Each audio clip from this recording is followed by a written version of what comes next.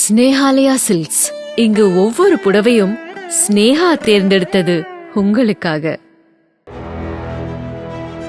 சென்னை மதுரவாயலில் 3 மாத ஆண் குழந்தை கடத்தப்பட்டதாக கூறப்பட்ட புகாரில் திடீர் திருப்பமாக குழந்தையை அதன் தாயே சடலமாக எடுத்துச் சென்று குப்பையில் வீசிய சிசிடிவி காட்சியை போலீசார் கைப்பற்றியுள்ளனர்.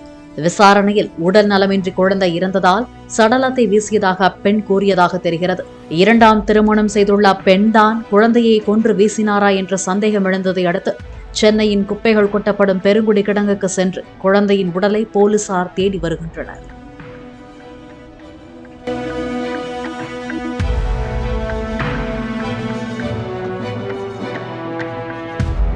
ஸ்னேஹாலயா சில்க்ஸ்.